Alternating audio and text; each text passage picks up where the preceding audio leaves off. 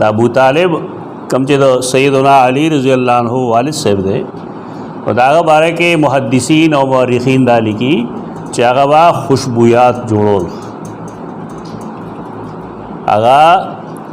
اعرجو داسې اعرجو چې خوځېدی نه شو، نو دا هغه ګزاره به چې کوم دی نو په خوشبویاتو کې ده او دغه سبب و چې د هغه څومره بچي چې دي هغه ټول ترونه لوی کړي دي. سیدنا علی د رسول الله صلی الله علیه وسلم پرورش کړي، نور ټول نور ترونو لوی کړي دي. دا شیخ خپل ذهن کې کېږي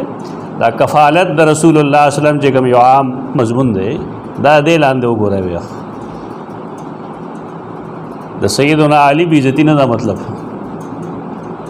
بعض خبرې غلط مشهور شي، دا یو تاریخي خبره ده، دې سره موږ اختلاف ساتلی شو.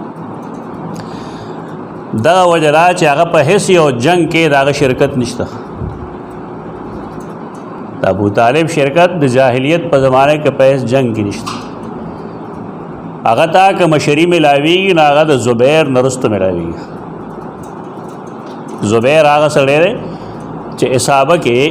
ابن حجر اسقلانی لیکلی دی چې د رسول الله صلی الله علیه وسلم لاسونو کې لبو زبیر نوم څوک نه دی، بلکې شاید چې خلکو ته معلوم هم نه چې زبیر د رسول الله صلی الله علیه وسلم تر دی او اشعار وی هغه اشعار لیکلی دی